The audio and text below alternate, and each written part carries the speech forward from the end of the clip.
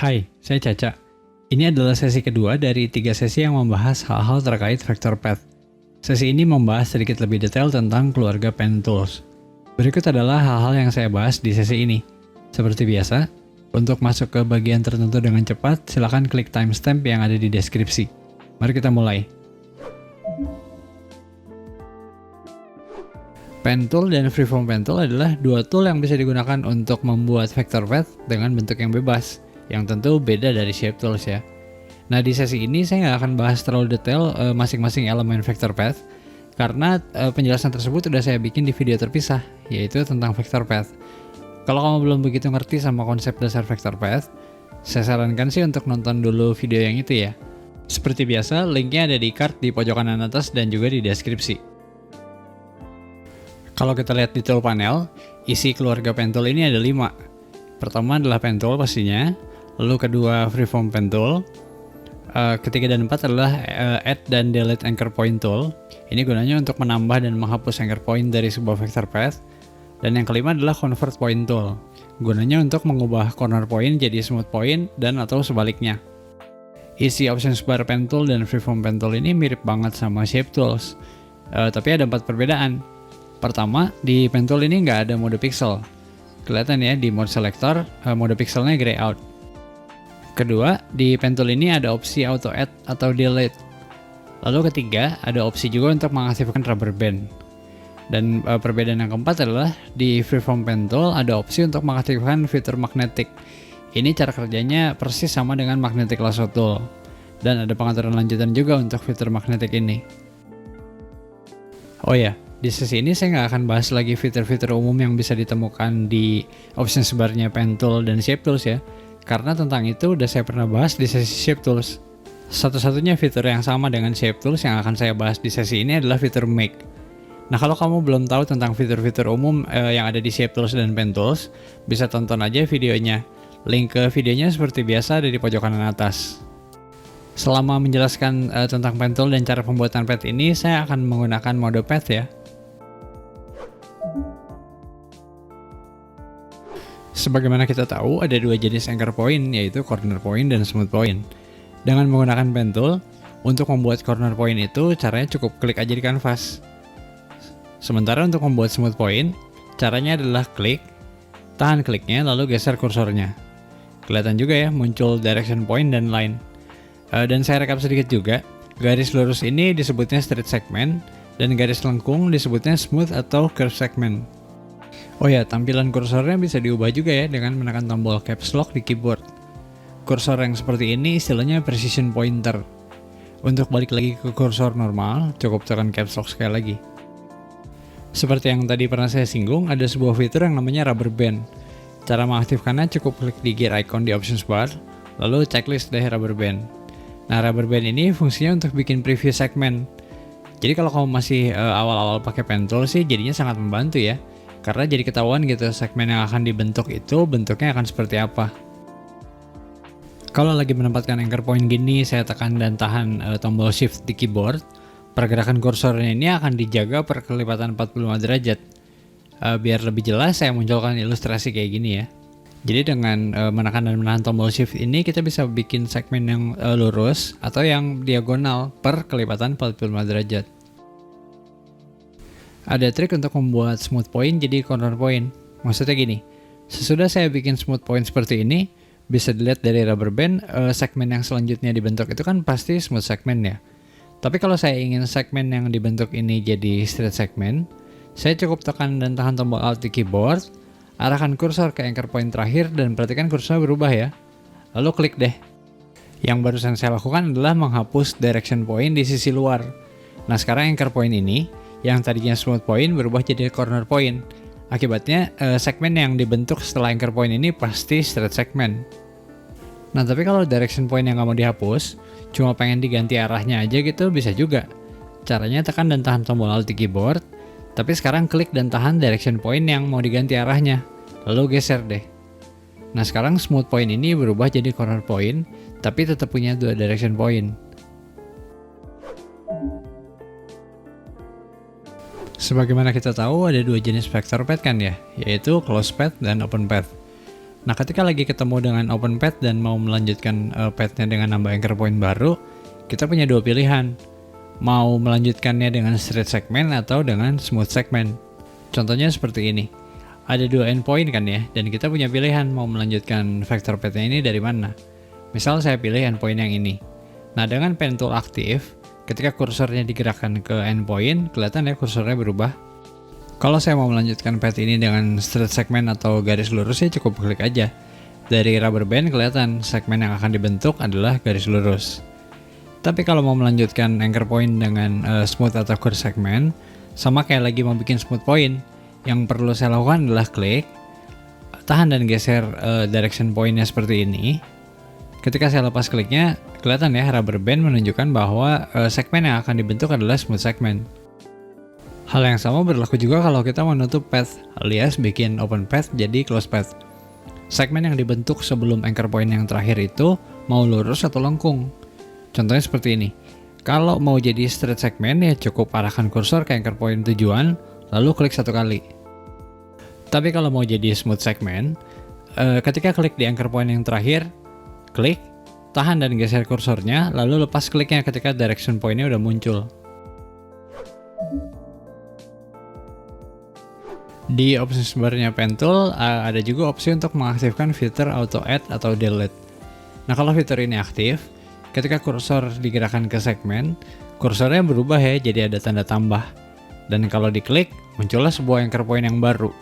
Inilah yang dinamakan dengan fitur auto add, yaitu otomatis menambahkan anchor point ketika kita lakukan klik di sebuah segmen.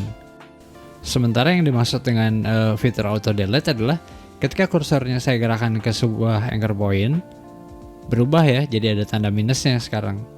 Kalau saya klik anchor point ini, kehapus deh anchor point-nya. Kalau opsi auto add atau delete ini nggak aktif, berarti untuk melakukan penambahan anchor point itu, kita harus menggunakan add anchor point tool seperti ini. Demikian pula untuk menghapus, berarti harus menggunakan delete anchor point tool. Agak ribet ya jadinya, maka menurut saya sih mending opsi auto add atau delete ini diaktifin aja. Oh ya, sama satu lagi, ketika kita menambahkan anchor point baru ke sebuah segmen, baik ke straight segment maupun ke smooth segment, pasti jenisnya adalah smooth point ya. Bisa dilihat dari dua direction point dan lainnya yang berhubungan. Dan kalau salah satu digeser direction point-nya, maka direction point yang lain akan menyesuaikan juga.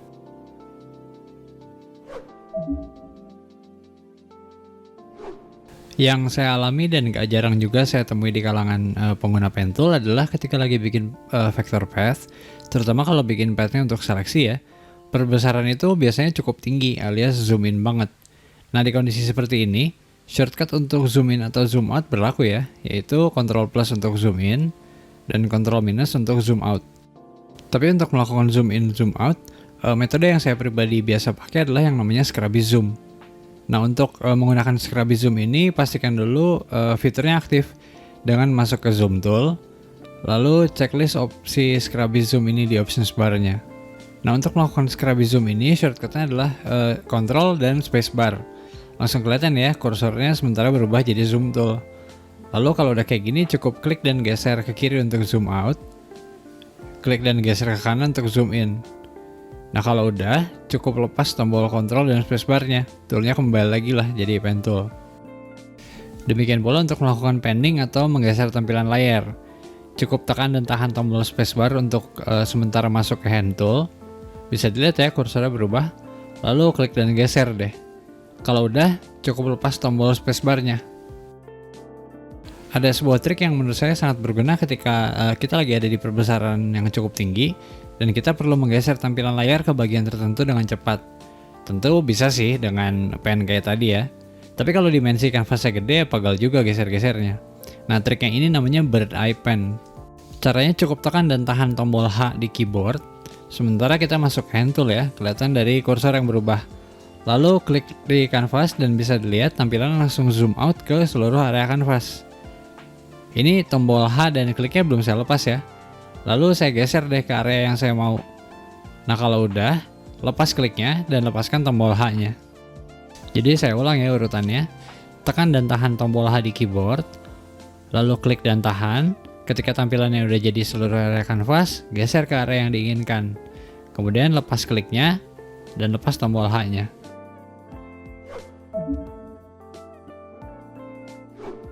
Ketika kita membuat vector path di mode path, di path panel ini bisa dilihat muncul yang namanya work path.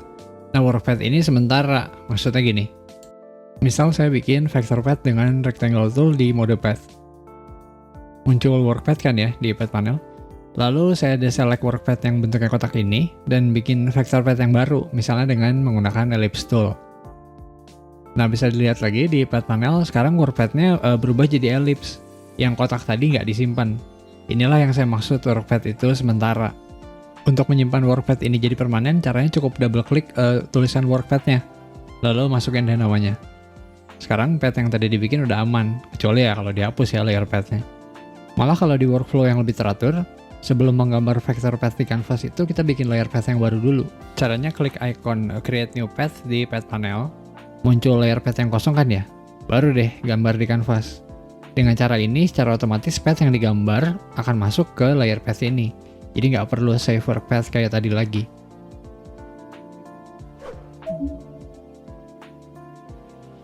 Ketika lagi bikin vector path menggunakan mode path ini, di options bar ada 3 pilihan make. Maksudnya tuh dengan vector path ini kita bisa bikin 3 bentuk lain. Pertama adalah perintah make selection. Nah, perintah ini adalah untuk membuat seleksi berdasarkan vector path yang terpilih. Contohnya di foto ini saya udah bikin 2 vector path ya. Bisa dilihat di path panel. Ada path untuk baju dan sepatu talent. Saya pilih path yang baju, lalu saya klik tombol make selection di options bar. Dan muncullah jendela make selection seperti ini. Dari sini kita bisa mengatur nilai feather radius, opsi anti-alias, dan operasi seleksinya. Saya contohkan dulu yang feather radius. Nah, feather radius ini menentukan seberapa tajam pinggiran seleksinya. Nilainya minimum 0 dan untuk Photoshop CC 2017 maksimumnya adalah 250. Ketika nilainya 0, seleksinya seperti ini. Nggak begitu kelihatan ya? Saya bikin layer raster baru dulu, lalu saya kasih warna biar kelihatan ya. Ini adalah kalau nilai feathernya 0. Selanjutnya saya ulang proses yang barusan, yaitu pilih sebuah vector path dan klik make selection. Tapi kali ini nilai feathernya lebih tinggi, misalnya 150. Hasilnya seperti ini. Nah, dari area seleksinya aja sebetulnya kita udah lihat jelas ya bedanya. Tapi biar lebih jelas lagi, saya kasih warna juga. Nah, sekarang cukup menjelaskan ya, semoga yang tadi saya maksud dengan feather radius itu untuk mengatur seberapa tajam pinggiran seleksi. Oh ya, perlu diingat juga, nilai radius ini bergantung sama dimensi dan resolusi dokumen ya. Dokumen saya yang aktif saat ini dimensinya adalah 4060 x 2815 pixel di 72 ppi. Maka kalau dimensi dan resolusinya beda, nilai feather 150-nya nggak akan kayak barusan. Selanjutnya adalah anti-alias. Nah, anti-alias ini sederhananya untuk memastikan edges atau pinggiran seleksi di bagian yang miring dan lengkung itu tetap rapi dan nggak patah atau istilahnya jagged. Jadi opsi ini sih mending diaktifkan. Terakhir adalah tentang operation. Saat ini pilihannya cuma new selection, karena sebelumnya nggak ada seleksi yang aktif.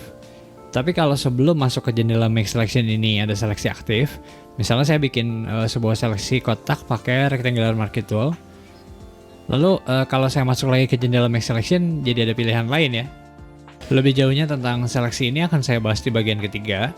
Jadi sekarang saya akan coba jelasin secara singkat aja dulu. Saya akan jelaskan menggunakan rectangular marquee tool. Bisa dilihat ya, di options bar-nya ada 4 operasi, sama dengan yang tadi ada di jendela make selection. Yang paling kiri adalah new selection. Operasi ini akan bikin seleksi baru setiap kita lakukan klik dan drag. Di sebelahnya adalah add to selection. Ketika ada seleksi aktif, membuat seleksi dengan operasi ini berarti menambahkan seleksi baru ke seleksi yang sebelumnya aktif tersebut. Lalu di sebelahnya adalah subtract from selection. Ini kebalikannya add to selection ya. Seleksi baru akan memotong seleksi aktif. Terakhir adalah intersect with selection. Ketika bikin seleksi dengan operasi ini, yang ditampilkan adalah irisan dengan seleksi aktif. Sekarang mari kita terapkan pengertian ini ke vektor. Misal sekarang vektor path sepatu ini saya bikin seleksi, feathernya 0 aja, lalu saya klik OK. Selanjutnya saya pilih vektor path yang baju, klik lagi di make selection, tapi sekarang di operationsnya saya pilih add to selection.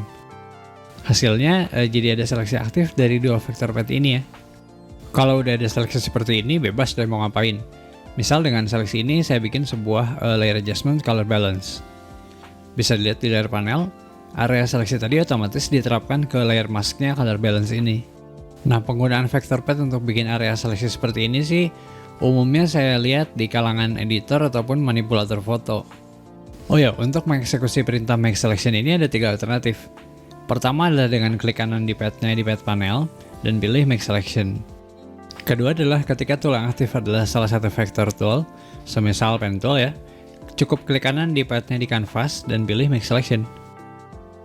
Ketiga adalah dengan cukup tekan dan tahan tombol kontrol di keyboard, lalu klik di thumbnail vector path-nya di path panel.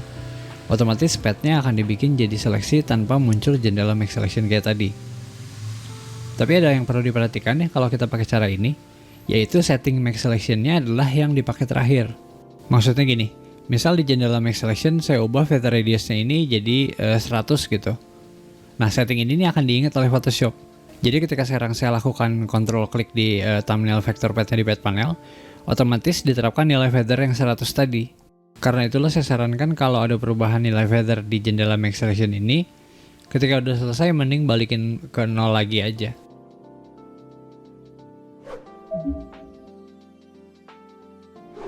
Perintah kedua di options bar-nya vector tool mode path adalah make vector mask. Perintah ini akan bikin vector mask untuk layer yang terpilih di layar panel dengan bahan vector path yang terpilih. Di layar panel saat ini ada sebuah layer raster yang terpilih dan di path panel juga ada sebuah vector path yang terpilih. Lalu saya klik tombol make mask. Hasilnya seperti ini. Bisa dilihat ya di layar panel muncul vector mask dan di canvas juga kelihatan layer rasternya dalam tanda kutip dipotong oleh bentuk vector path. Vector mask ini prinsipnya sebetulnya sama aja dengan layer mask. Cuma ya bedanya kalau layer mask itu kan raster based karena penyusunan pixel. Maka untuk memodifikasi layer mask mesti pakai tool raster seperti brush tool gitu. Kalau vector mask karena vector based jadi untuk melakukan modifikasi mesti pakai tool vector. Semisal direct selection tool, lalu geser-geser anchor point-nya seperti ini. Untuk mengubah vector mask jadi layer mask prinsipnya sebetulnya cukup melakukan konversi objek vektor jadi objek raster. Yang mana kita kenal istilahnya rasterization. Makanya kalau saya klik kanan di vector mask-nya di layar panel, jadi ada pilihan raster as vector mask. Saya klik perintahnya dan vector mask ini berubah deh jadi layer mask biasa.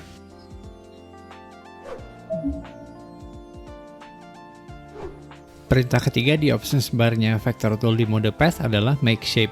Dengan perintah ini, vector path-nya ditambah informasi raster. Contohnya seperti ini. Jadi ada warna ya di bagian fill-nya. Oh ya, ketika pertama bikin, warna fill ini ditentukan sama warna foreground. Dan warna foreground bisa kita lihat di tool panel. Lalu kalau kita lihat di layar panel, perintah barusan juga secara otomatis bikin layer shape yang baru. Nah, ketika kita bikin shape seperti ini, vector path yang sebelumnya yang jadi bahan itu nggak dihapus, tapi cuma di copy aja ke layer shape yang barusan dibuat. Jadi bisa lihat di path panel, vector path yang jadi bahannya masih ada. Untuk mengubah informasi rasternya layer shape ini berarti tinggal masuk ke mode shape aja, lalu ubah-ubah deh. Misalnya fill-nya ini saya ganti jadi gradient.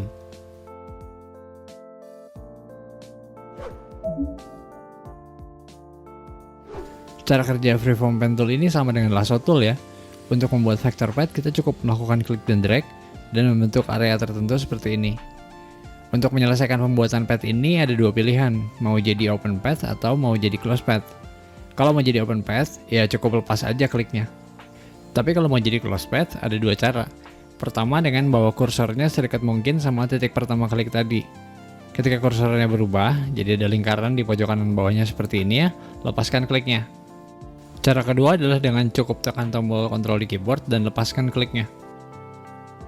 Freeform pen tool ini mungkin berguna kalau kamu terbiasa pakai lasso tool dan pengen bikin vector path, tapi males klik-klik untuk naruh anchor point-nya. Karena dengan freeform ini berarti penempatan anchor point-nya otomatis. Tapi meskipun otomatis, kita bisa ngatur perilaku penempatan anchor point, terutama untuk daerah yang lengkung. Nah, pengaturan ini namanya curve fit dan bisa ditemukan di gear icon-nya di options bar. Curve fit ini nilai minimumnya 0,5 pixel dan maksimumnya 10 pixel. Ketika nilainya 10, hasilnya jadi seperti ini. Dan ketika nilainya 0,5 pixel, hasilnya seperti ini. Jadi kelihatan ya, di nilai curve fit yang rendah, untuk menjaga kelengkungan atau curve ini, anchor point-nya dibikin jadi banyak. Sementara ketika nilai curve fit-nya tinggi, Karena anchor point-nya sedikit, maka untuk bikin smooth segmen, Photoshop lebih mengandalkan direction point dari sebuah anchor point. Ketika lagi bikin vector path pakai freeform pen tool ini kan untuk bikin garis lurus susah banget ya. Saya sih tangannya nggak cukup stabil ya untuk bisa geser kursor dengan lurus banget. Nah, ada sebuah trik supaya perilaku toolnya jadi seperti pen tool secara sementara. Caranya dengan tekan dan tahan tombol Alt di keyboard, lalu lepaskan kliknya. Kalau saya geser kursornya jadi muncul rubber band ya. Ini tombol Alt-nya belum saya lepas. Lalu saya klik seperti ini, jadilah segmen lurus. Klik lagi, jadilah segmen lurus lagi.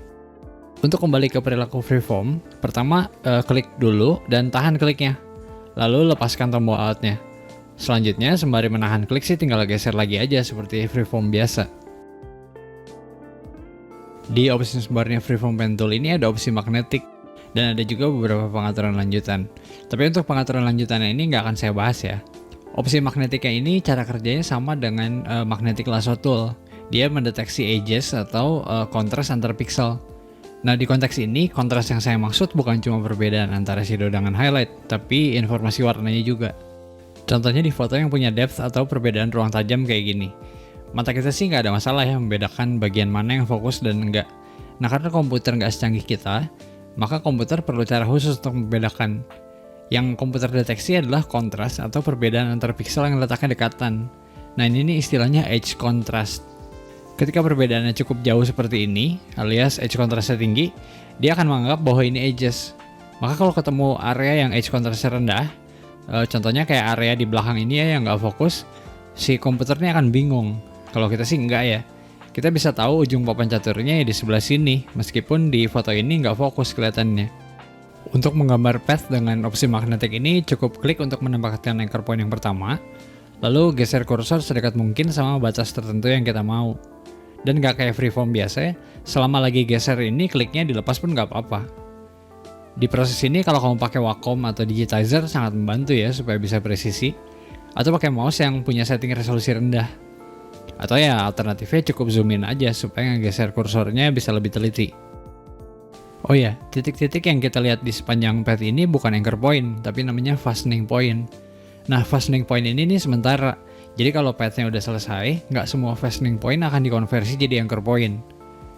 Lalu kalau ada fastening point yang agak-agak ngaco dan mau dihapus, cukup tekan tombol backspace di keyboard, lalu mundurin kursornya dan lewatin lagi ke area yang barusan dihapus fastening point-nya. Ketika lagi pakai fitur magnetik ini pun ada dua pilihan untuk menyelesaikan pembuatan vector path-nya, yaitu mau jadi open path atau close path. Kalau mau jadi open path, cukup tekan tombol enter di keyboard. Kalau mau jadi close path ada dua cara. Bisa dengan bawa kursor ke dekat anchor point yang pertama, lalu ketika kursornya udah berubah jadi ada lingkaran di pojok kanan bawahnya, lepaskan kliknya. Cara kedua adalah dengan cukup klik dua kali. Jadi begitulah dasar-dasar penggunaan pen tool. Kalau ada pertanyaan, silahkan tuliskan di kolom komentar. Kalau pertanyaannya panjang, bisa kirim email ke caca.photoshop@gmail.com. Selain itu, saya juga bisa dijangkau di Instagram, yaitu di caca.photoshop. Terima kasih sudah menonton dan sampai jumpa di video selanjutnya.